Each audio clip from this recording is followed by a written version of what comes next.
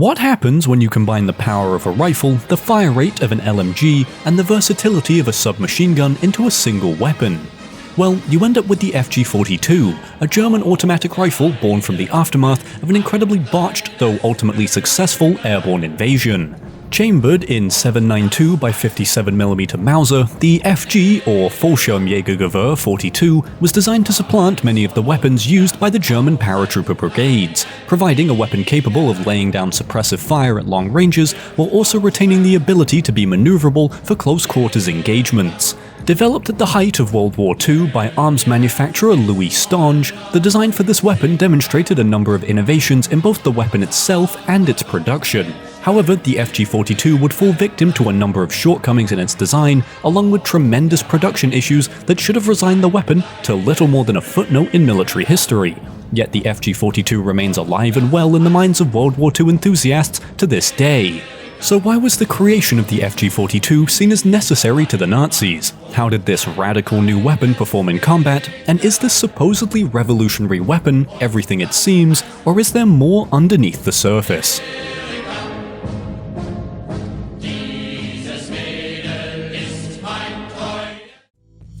By 1941, the map of Europe was increasingly being swallowed up by Hitler and his destructive fascist regime, thanks in no small part to the monumental failure of the appeasement policy much of the pacifist European governments had adopted, and a lesson we apparently still haven't learned. Yes, I'm looking at you, just negotiate with Putin crowd. Most are well aware of the Nazi blitzkrieg form of offensives the Germans favoured at the start of the war, and their paratrooper divisions had become a key part of such offensives. Inspired by the promise airborne soldiers had shown in Soviet and Italian military exercises, the German paratroopers, known as the Fallschirmjägers, were formed as a branch of the Luftwaffe in early 1936, and with Hitler's genocidal crusade launched in 1939, the new paratroopers would see combat for the first time. Following some early successes and a few defeats in the German campaigns against Norway, Belgium and the Netherlands, capturing strategic airfields, bridges and even fortresses in their raids, the Fallschirmjäger quickly gained a reputation as an elite fighting force, though part of this may be due to the intense propaganda machine the Nazis maintained until their dying breath. Nonetheless, following the German defeat in the Battle of Britain the year earlier, the Nazis were looking to get a quick, decisive victory in the books to restore their prestige, leading to the Fallschirmjäger to be deployed for what would turn out to be their first and last large-scale airborne assault of their existence at the British-held Greek island of Crete. Now there's a lot more to the Battle of Crete than is really necessary for me to get into here, but for our purposes there are a few key takeaways. Despite the Germans eventually managing to emerge victorious at Crete and inflicting more casualties on the Allied defense, the W came with a heavy toll. Of the some 22,000 paratroopers deployed, anywhere from 3,000 to 7,000 would be wounded, killed, or missing by the end of the campaign, something attributed to the operational procedures and equipment of the Fallschirmjäger. The problem lay truly with the parachutes the Germans were utilizing. They were shit, and I don't say that to exaggerate. By the very nature of the RZ-16 parachute's design, paratroopers could only carry a pistol and grenades on their person, with the rest of their small arms being dropped in crates along with the troops, so when they landed, German paratroops had to scramble around their drop zone in enemy territory and under enemy fire to actually get their weapons to be able to carry out their objectives. Although they had a few light machine guns and mortars dropped along with them, if they managed to get to the weapon crates, most Fallschirmjägers had either an MP-40 submachine gun or Kar-98K bolt-action rifle to push on with, two weapons with very limited suppressive capabilities, which made it difficult to keep the defending allies at bay when they landed on Crete, and contributing greatly to their heavy losses. As a result of the shortcomings of the Fallschirmjäger put on full display at Crete, Hitler would cancel any future mass airborne assaults. But the Luftwaffe, pissed that their elite soldiers were being cast aside and probably high on speed, decided to go over Hitler's head and create a new weapon in order to definitively resolve their failures. Initially, as new weapon projects had to go through them, the German Army Ordnance Department was the first place the Luftwaffe looked to create their new weapon, but immediately ran into roadblock after roadblock. For one, the cancellation of mass airborne assaults meant that there really was no true need for the weapon to be made at all, so any developments would have to be done without Hitler's knowledge, something difficult to pull off going through the official channels. Though, as evidenced by this notably happening again with the STG-44's development, the Nazis were more than happy to circumvent Hitler every now and then, but the more pressing problem came from the Army Ordnance Department themselves, and the deep rivalry between the Army and the Air Force. Basically, if the army could screw the Luftwaffe over, they would. So they did, and they told them to fuck off. So instead, the Luftwaffe themselves put out a request for prototypes in November 1941, demanding that their new weapon offer firepower equivalent to a light machine gun, be chambered in the full-power 7.92 by 57mm round, be light enough to be carried during parachute drops, and be superbly accurate from the hip, among many others. If these requirements sound like wishful thinking, that's because they were, and after reading the full list of requirements, it's hard to fathom why any manufacturer would have even attempted to fit the description the Luftwaffe wanted. But in spite of the seemingly impossible requirements, several weapon manufacturers responded. Initially, Krieghoff and Mauser would both submit modified versions of their Model 1940 and MG81 machine guns, both weapons originally used on aircraft, now modified for handheld use and from belt-fed to magazine-fed. But both were ultimately rejected as it was realized a wholly new weapon would be needed, which is where Rheinmetall's Louis Stange would step into the picture. Stange was no stranger to designing firearms, starting out as an apprentice to Louis Schmeisser, the developer of the Dreiss M1907 and the father of Hugo Schmeisser, who would develop the MP18 and later STG-44. Stange himself was already responsible for the Steyr Solothurn S1100 SMG and the S2200 LMG, often drawing upon existing mechanisms to expedite development and keep costs down. And as he began work on developing a rifle for the LC6 specifications at Rheinmetall, he would again draw upon an existing design. This time, the Lewis gun, a weapon the Germans were oddly quite fond of. After ripping the Lewis gun's operation and tweaking it slightly to accommodate a side-mounted magazine in order to shorten the weapon, Stange would continue developing his design by firing the rifle to destruction, then fixing whatever had broken until the new weapon worked. And this trial-and-error approach brings us to the first prototype for the FG-42 in April 1942. With a swept-back grip, an integral bipod, inline stock, and the ability to fire from different bolt positions depending on the fire mode, the new rifle began initial testing under the LC6 name borrowed from the Luftwaffe request. But despite a solid string of tests in the spring of 1942, where the Rheinmetall proposal was determined to be the most promising of any submitted, Hitler, who had become aware of the project by this time, was still unconvinced of its need. That was until everyone's least favorite drug addict, Luftwaffe head Hermann Göring, personally tested an early prototype with him, with the ever-unstable Nazi leader immediately changing his mind and supposedly bestowing the weapon with the name Fallschirmjägergewehr 42, envisioning production of 100,000 rifles and even adding that the rifle would be the standard-issue weapon of the Wehrmacht after the war. I guess those drugs must have been good. Anyways, by September 1942, 2,000 FG-42s were ordered for delivery by Christmas, and this is where the problems would begin. As proficient at designing weapons as Louis Stange was, there's one quirk many of his weapons have. They are complex and require a great deal of intricate machining work to create. This is what contributed to the high costs of his S1100 SMG, and even before the FG-42 prototypes were first tested, there were some concerns about the viability of producing the rifle for standard issue. As it so happened, material struggles at Rheinmetall meant that by spring 1943, the FG-42 still hadn't entered production, and with the continued testing of pre-production models, more and more changes to the design were needed. Especially after the Tarnowitz testing from February to April, where the weapon encountered a number of problems, mainly down to the magazines and metallurgical issues in the internal components. This testing would result in the first of the 3 core production models of the FG-42 to emerge, known as the FG-42/1, though the Germans themselves never made a distinction between any FG-42s produced. Production was also reassigned from Rheinmetall to Krieghoff, likely due to Göring's financial ties to the manufacturer. Though even here, quality and reliability issues with many of their FG-42s would mean production models wouldn't actually see combat until 1944, and of the 5,000 ordered from Krieghoff, less than 2,000 would be made. Undeterred by these setbacks, the Nazis would look to redesign the FG-42 again, resulting in the 2 later models, which would be similarly plagued with production problems. The first wave of changes to the FG-42 would come in the summer of 1943, with Rheinmetall's Submurder plant altering the design to make the weapon faster and cheaper to produce during wartime, as well as improving reliability. These changes included a reduction of the fire rate from 900 rounds per minute to 750 through a heavier bolt. The bipod moved forward to the muzzle to make it more stable in automatic fire, a change to carbon steel for much of the FG-42's parts due to material shortages, and a new stamped receiver to increase production speed, among a number of others. To keep Göring's pockets lined, production of this model was again assigned to Krieghoff, but it would take until the summer of 1944 for this intermediate model's production to be complete, with a grand total of 210 built and quickly shipped off to the front lines in the West, though exactly where is unclear.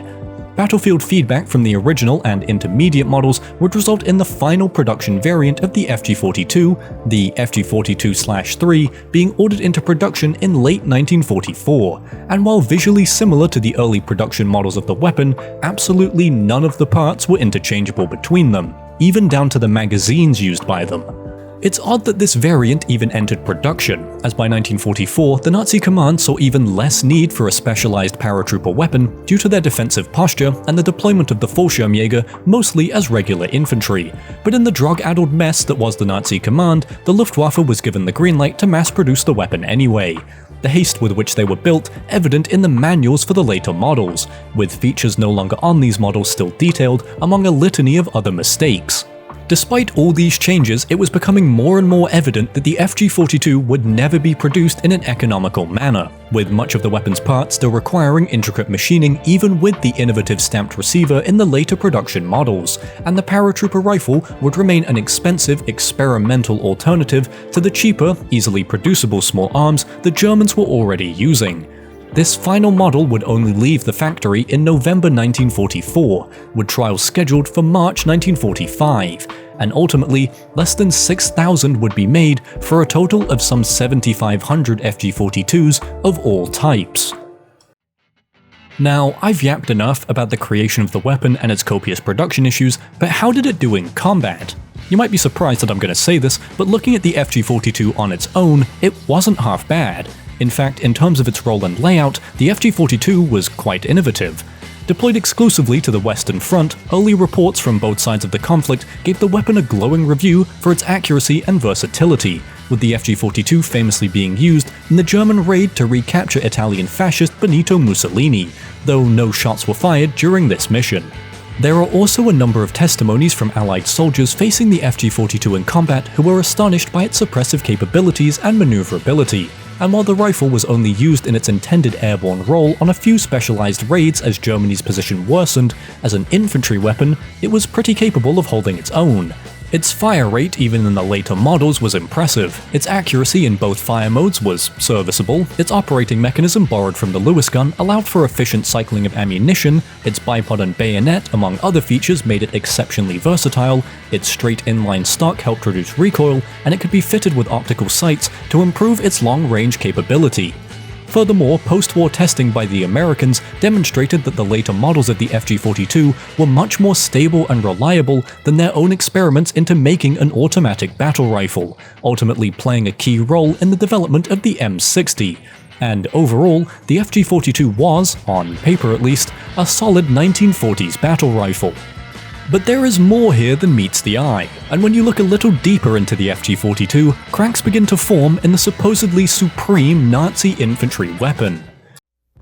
Starting with the combat prowess of the FG-42, as an LMG it faced similar limitations to the American M1918 bar, with the small magazine size hindering the suppressive fire capability the weapon was designed for, and in fact, German army testing had determined that the FG-42 was wholly incapable of serving in the LMG role.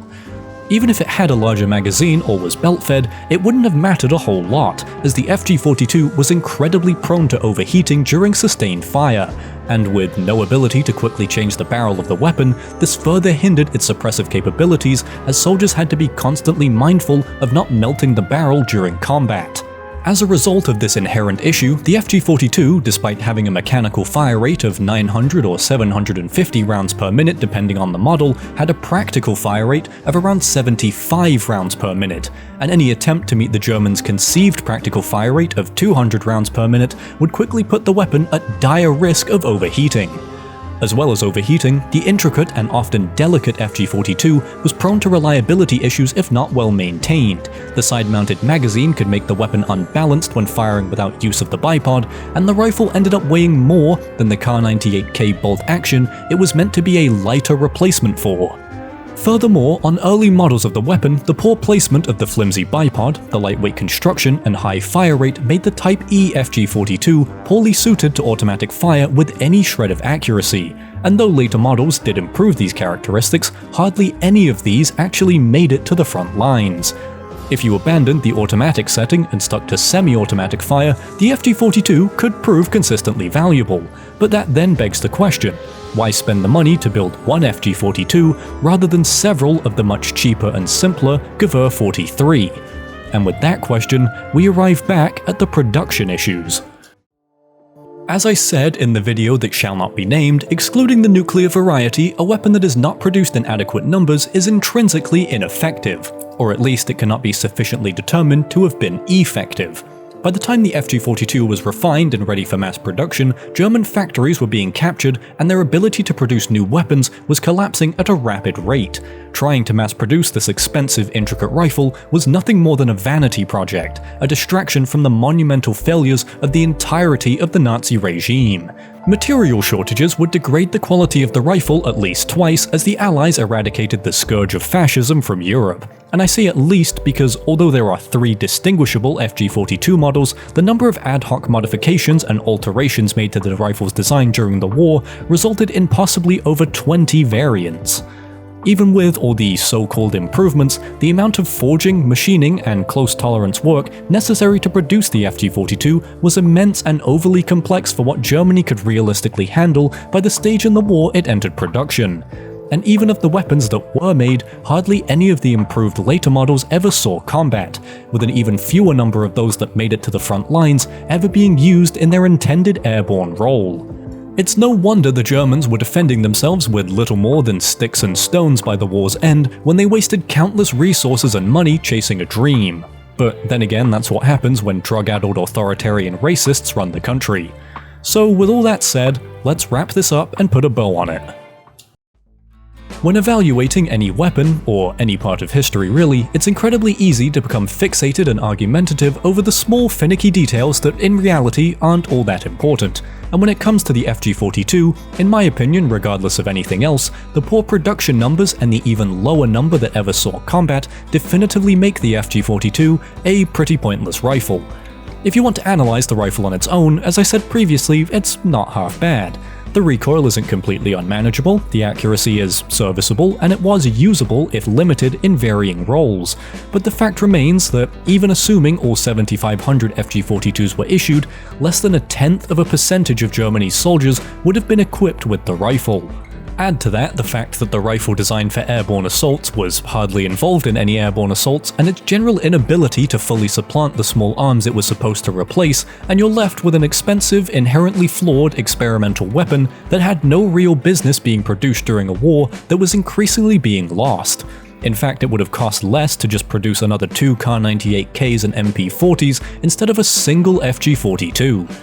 And despite the FG-42 forming the basis for a number of post-war weapons such as the M60 and STG-52, well, the STG-52 was never adopted, and although it will always be one of my favorite firearms, the M60 was notoriously plagued with a laundry list of its own problems.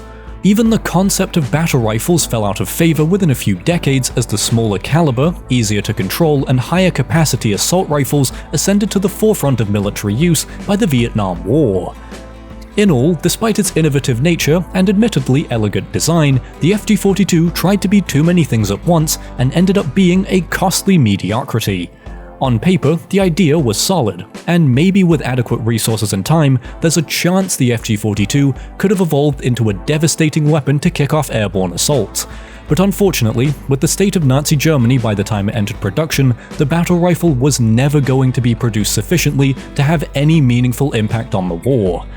American reports during the war hit the nail on the head better than I ever could, stating that the FG-42 has been produced with apparently little thought as to the difficulty and cost involved in its manufacture. As I've said in the last two videos, there is more to the FG-42 than what I've covered here, and again I've condensed some fascinating history down for the sake of time and coherence. From the full story of the Battle of Crete, the in-depth tale of the development of the FG-42, the post-war Allied testing of the rifle, and even the proposed intermediate chambered version of the rifle. If you're interested in learning more, the sources I've used for this video will be available below, and some of these also include solid information on other German small arms projects around this time. But most importantly, I hope you've enjoyed this dive into the FG-42 and maybe learned something new. Thank you so much for watching, it really means the most, and I'll see you all in the next one.